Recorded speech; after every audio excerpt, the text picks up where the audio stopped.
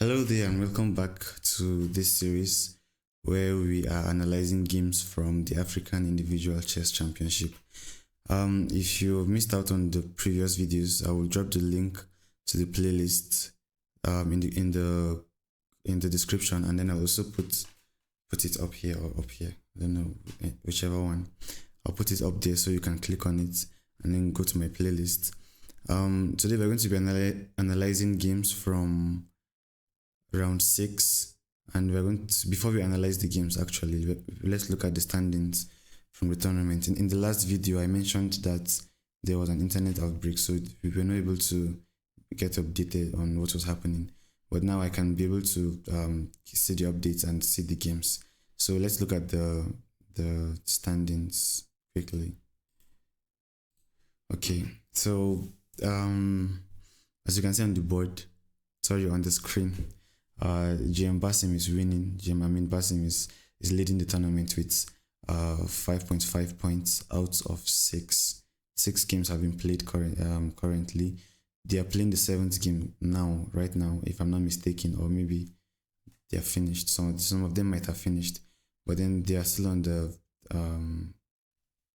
7th rank. So these are the standings. Let me just scroll down, up and down, so you can see the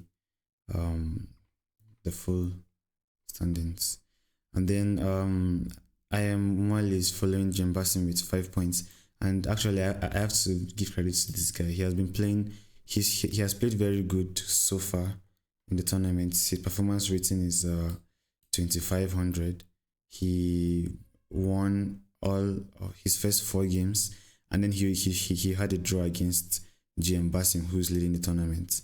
And then he also drew against David Silva in the 5th round. So he has been playing very, very good in the tournament. Yeah, he has played very good in the tournament. And then yeah, that's that for the open section. So now let's look at the women's session. So sorry, just a minute. So in the women's section we have Women's International Master February, which is who is winning with a perfect score of 6 points. She actually played also very good in the tournament. Look at her performance rating, 2600. She beat everybody that she met. Every single person she met, she beat them. So she has played very well in the tournament. And then we have, following her with 5 points, Women's Grandmaster Wafa. And I want to give a shout out to this lady, Quickpen Deborah. She's from Nigeria, my country. I have to give her a shout out, of course.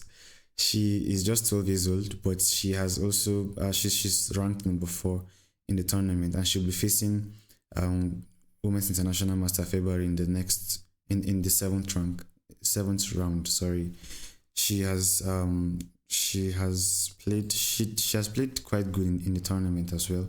She won 4 games. She lost 2 against Women's International Master and her colleague, her chess colleague. So, but she did well in the tournament regardless. So yeah, these are the standings. I'm going to scroll down again so you can see everything, all of the people that are playing. So let me show you what's happening on the next round. Yeah, so you can see she's facing Women's International Master Jessie on the first board, and then we have the other pairings for the tournament. So as soon as I get the 7th round and I see some good games, I will try to also analyze them. And if you want me to also put out some games here, you can also tell me in the comment section down below, and I'll do that. And if you want to also stay updated with the games, then you can also tell me, and I will you can also subscribe. You can subscribe and like the video, so it reminds you when I post a video. Okay, so these are the pairings for the 7th round. I'm not sure if I showed you the ones for the open section, but let me just show you again, just to be sure. So we have, these are the pairings for the GM for the open section category. Let me scroll down and up. Yep. All right, so without wasting much time again, let's go into the game for today. Just a minute, let me switch screens. Okay, so sorry. Okay, so the game for today was played.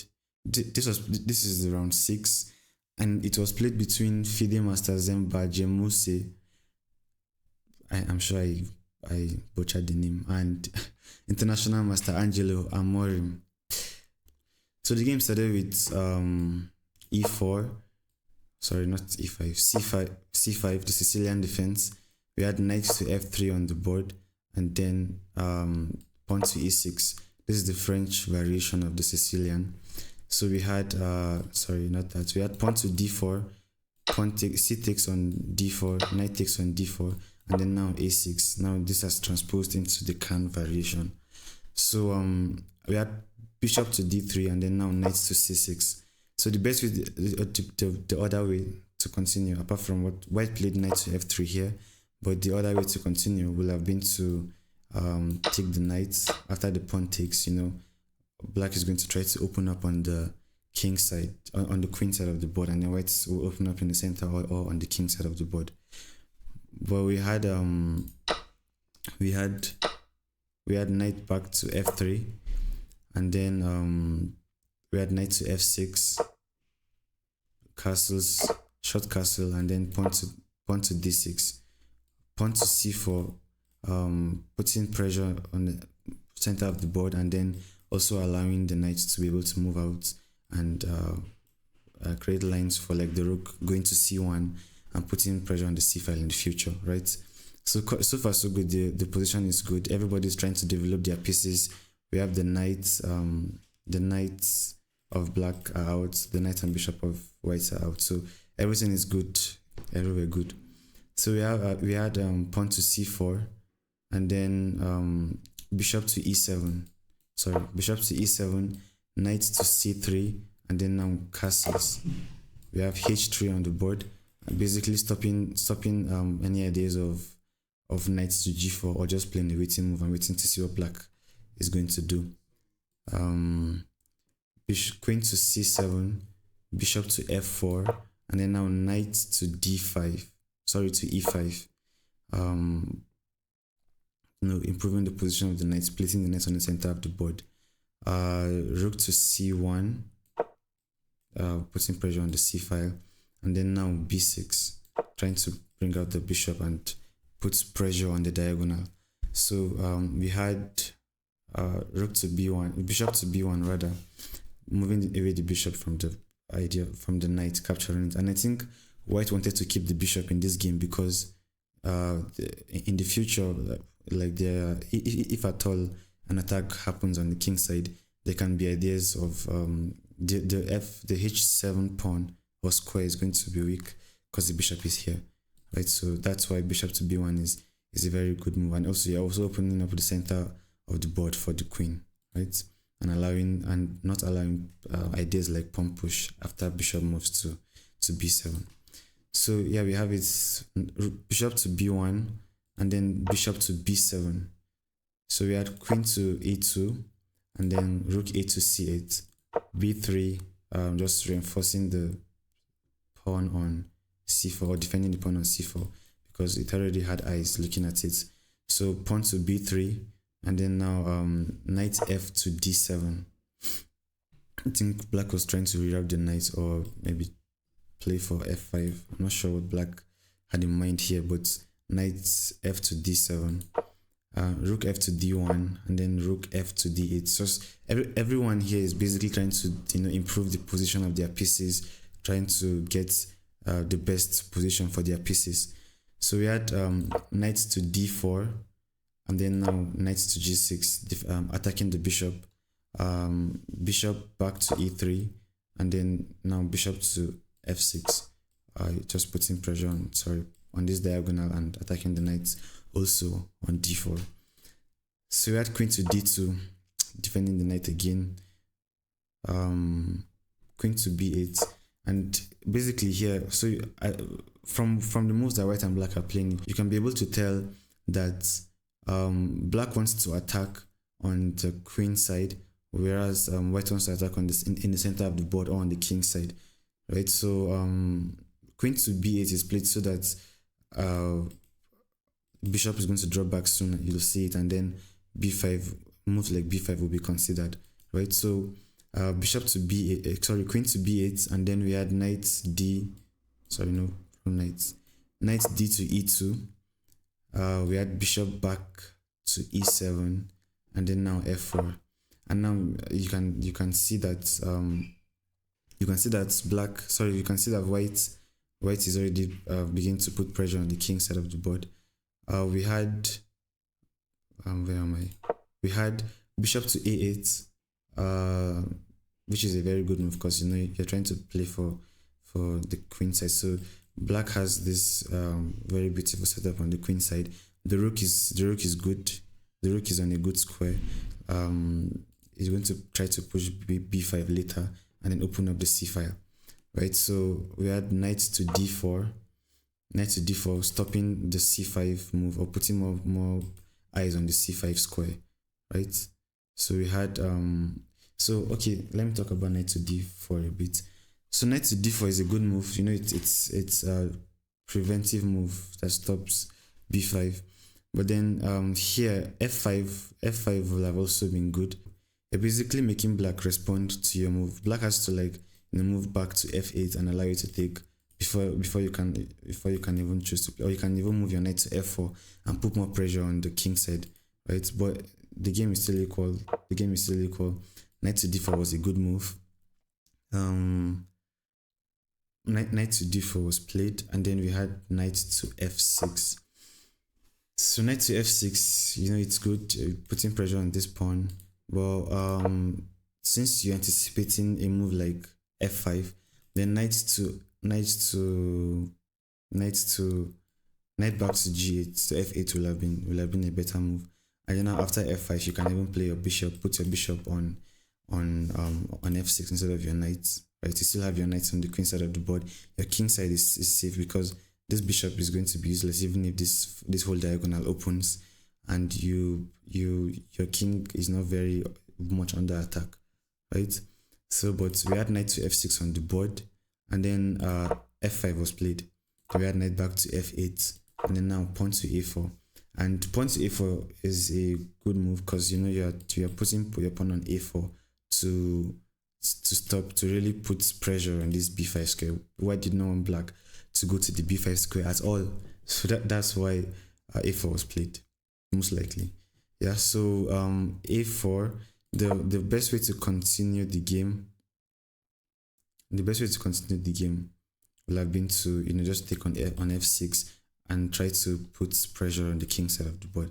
But yeah, a4 is also a good move. It's a defensive move, but the reason why the engine does not like the move, and the reason why the engine does not like the move is because the move is kind of too passive, right? The b5 square was already being eyed by 3 pieces already, so there was no necessity. It wasn't very necessary to play a4, but we had a4 on the board anyways.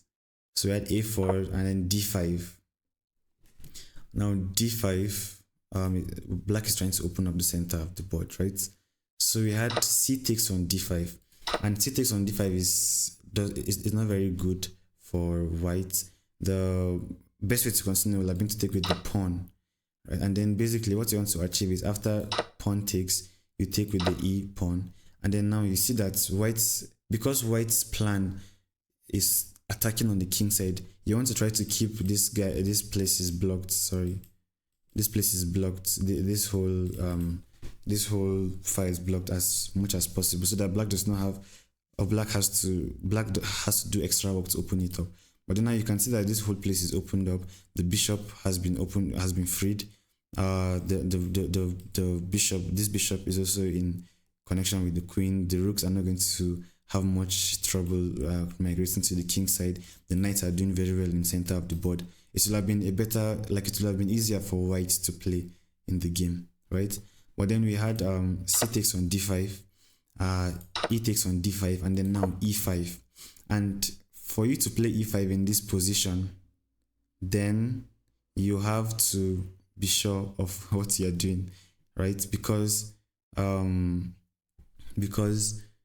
because I mean you're just basically like hanging your pawn, or not hanging your pawn, but if you don't see the remaining lines, because every move you play here has to be precise. So e5, pawn to e5 was played, and then the idea is to attract the queen to capture the pawn, because black doesn't really have much options. If black chooses to go like, let's say, knight to e4 now, for example, then we'll have knight takes on e4, pawn takes on e4, and then now we're going to have ideas like okay, after rook takes on c8, and then rook takes back on c8, we'll have like pawn to f6, and then the king side now is going to start falling down. So you don't, so black doesn't want to have that kind of stuff going on in his territory. So queen toss took on e5, and I think black saw the entire variation. That's why he agreed to take, because if you take on e5, you'll see that the queen is going to be trapped on the next move, right? But you have to be able to see all the lines. You have to see that the bishop can move here to pin to the king. So queen took on d4, queen took queen on d4, and then now we had bishop to c5. Up until this move, any move that white or black played they were all the only moves to keep them in the game. If they had played any other move, it will have been losing for them. So we had bishop to c5, and then now we had knight to e2, defending the queen. So bishop takes on d4, knight takes on d4, and then now knight 8 to d7, trying to improve the position of the knight. So we had bishop to c7, and the main reason for bishop to c7 here, it looks very weird to play bishop to c7, right? Because why will you play bishop to c7? But these guys are advanced chess players. So the reason is that white wants to be able to double up the rook on the c file, but then if you just choose to double up the rook just like that, then you now allow ideas like rook takes, bishop takes, and then now bishop is going to harass the rook is going to harass the bishop on the c file, right? So white did not want something like that. He wanted to be able to to double up the rook without having any much problems, right? So just a minute.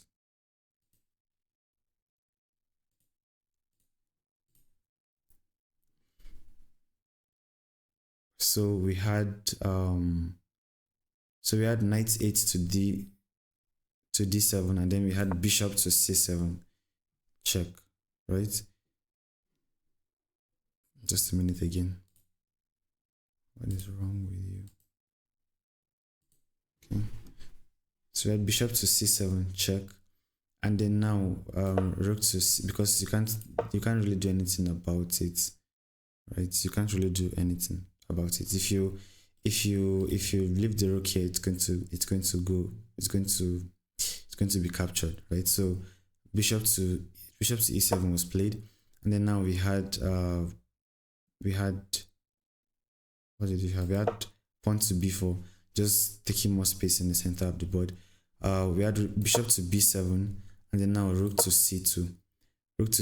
Then we had knight to e4, just putting the knights in the center of the board and improving the position of the knights. We had rook d to c1, and then we had pawn to g6. So pawn to g6 was played, and then we had rook back to a2. Bishop back to h2. What? Bishop to a2, putting pressure on the pawn in the center of the board. So we had knight e2, wrong knight, right? Knight e to f6, pawn, bishop to g3. The bishop has done his job already, allowing the rooks to be doubled without putting any ideas of being captured. So we had knight to e4, and then bishop to f4, and then now knight back to f6. So I think here black was trying to get a draw, because if you look at the position is drawn. I mean, everyone has their pieces in good squares. This rook is taking this file. This rook is also looking at this file. The bishop is defending the pawn. This bishop is attacking the pawn. The knights are in harmony. Everybody has their pieces. Good. even though white has a bit of more space than black in the position. But then it's just plus 0.1. It's not a big deal. So we had knight back to f6. I think black was trying to look for a draw here, and maybe he even offered a draw, and white said no. White wanted to continue playing. So we had rook takes on c8, rook takes on c8, and then now rook takes on c8, bishop takes on c8, and now we're in the endgame. We have the bishop and knight versus two bishops. White has the bishop here, and that is his compensation for the lack of the pawn on the lack of the extra pawn, right? Because the bishops do better than knights in open endgames, especially like when the position is like this on the board, like how you have it on the board. So bishop took on c8, and now we had pawn to g4. Just white played this endgame very well. I have to give credits to white. This endgame was played perfectly, almost perfectly. So, pawn to g4, and then now bishop back to g7. Bishop to g7. We had pawn to g5, attacking the knight. Knight went back. Okay, knight went to e4, and then we had pawn to f6, just taking space in the position. We had king to f8. This is the endgame, and in the endgame, you want to bring out your king to the center, your kings to the center of the board, right? So we had king to f8, king to g2, and then now king to e8, and then bishop to b3. Bishop to b3, just improving the position of the pieces. We had king to d8 on the board, and then we had h4, just improving the position of the pieces, trying to grab space. We had pawn to a5, b takes on a5, b takes on a5, and then knight to b5. No, knight to b5. Knight to b5 was played. We had knight d to c5, attacking the bishop and the pawn. So the bishop dropped back to d1, and then we had knight to e6, attacking the bishop. For me, from the vibe I'm getting from black, I feel like black wanted to really look for a draw in the position, but white has like some things to fight for in this position, and then that's why white wanted to keep on playing. White had a whole bishop here, right? So it was kind of not. This endgame is actually not very easy for both players, but then white wanted to keep playing, whereas black wanted a draw based on what I'm seeing and getting from the game. So knight to e6, attacking the bishop, and then we had bishop to e5. And if you look at what white is trying to do here, white is trying to just put his pieces like to gain more space in the position, and white is doing a very good job doing that. So we had king to d7 on the board, and then bishop to e4, pinning the knight to the king, right?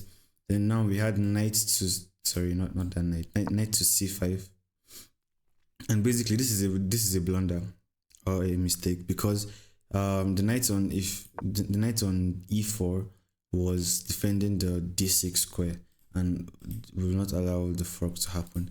But then knight to c5, although it attacks the pawn on a4, but then you have to be worried about this pawn becoming a passed pawn, because it's just basically two steps away from queening, right? So but knight to c5 was played, and then we had knight to d6, which is the only winning move for white in the position. So knight to d6 was played, and then bishop to c6. Knight takes on f7, and bishop takes on a4, just taking up the pawn. So we had bishop to c3, and then we had knight to b7, and immediately this game loses for black. So I would like you to pause the video and find the winning idea or the winning technique for white, in this position. I'm going to give you some seconds so you can be able to pause the video. Okay, so the idea, you have to be able to find the idea to find the moves, right? Finding the first move is not just it. So first of all, you have to be able to see that this knight is pinned to the king, which is quite obvious. the king doesn't really have much squares to go to. The king cannot move to e7.